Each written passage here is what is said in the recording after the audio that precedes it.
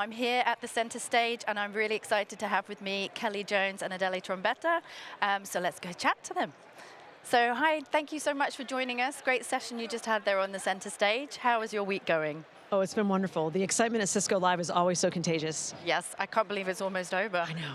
I know. And how about you, Adele? It started excitement, and now it's excitement, excitement, and excitement. I love Way it. More. It is.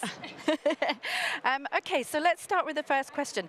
What's the last thing you used AI for?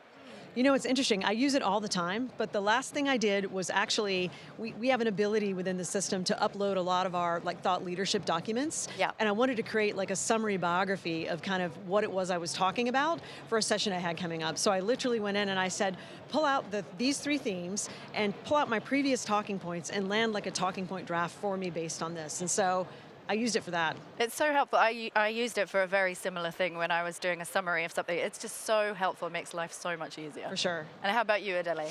Well, I constantly use and I used last time as my external advisor, as someone that can really challenge the way I think and come with new ideas. And it's working very well. It is. It is. I think we're gonna get to a point where we wonder what we did without it. Yeah. Exactly. And so the next question is, what's the biggest AI fail you've seen? Which is a hard one, I think. It's a really hard one because some of them are humorous and some of them are serious. I think I'll go with the serious one because it's a more recent one. It's in the news headlines.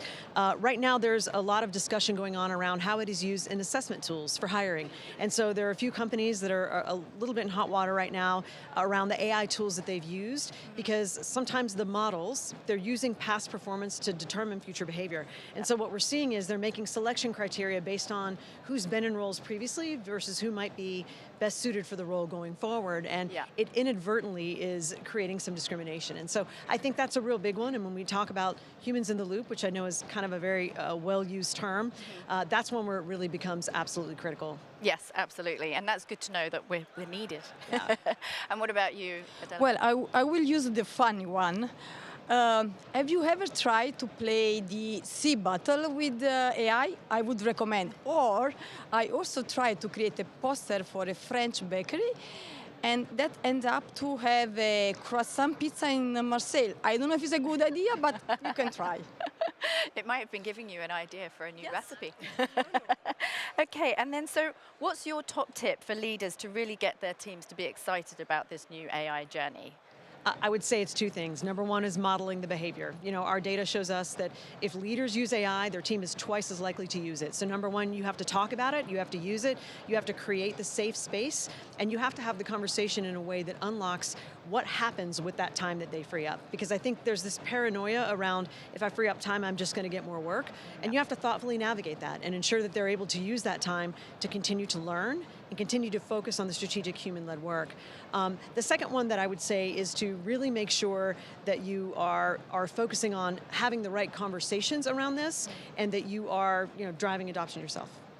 Okay, brilliant, yes, absolutely. And then what about you, Adele? And to me, one main message. We as a leader, we are defining our future. And especially now with AI, there is no already defined trajectory, so we can, together with our team, say what the future will be. So embrace that and make the best usage out of that. Absolutely, thank you. Now we've got a little bit more time, so I just want to ask you both, in your daily work life, how often do you use AI? Is it really a regular tool of your work day? Every single day. Yeah. Every single day, in my work life and in my personal life. Yes, yeah. And same. Seriously, I'm start thinking how to do without. Yes, Seriously. exactly. That's exactly what I was saying, yeah. And so this is an obvious question really, but has it improved your work productivity? Oh, 100%. Because the other thing, Adele was kind of touching on this, I sometimes use it as a bit of a coach to tell me why something might fail, because it's very easy as leaders to kind of fall in love with and marry your idea, and of course it's your idea, you think it's great, it's going to go great, and it will do that for you. You know, I will sometimes go in and give the context about hey, I'm thinking of this, and give me reasons why this won't work, and it will show you your blind spots sometimes. Yeah. But yes, I think it's had an infinite lift on my productivity. Absolutely. It is definitely improved the productivity. At the same time, we have discussed about that. We should do not expect to have always the right answer from AI. It would be a big mistake if we do not filter whatever we receive with our thinking, with our expertise, with our emotional intelligence, because it needs to be personal. Whatever we do cannot be just the same of someone else that has just used the same prompt. We really need to make it personal. Absolutely. And just to go off the subject of AI for a moment, we've heard this morning, it's been announced to everybody now that we are going to be in London next year, which we're excited about. What are your thoughts on that?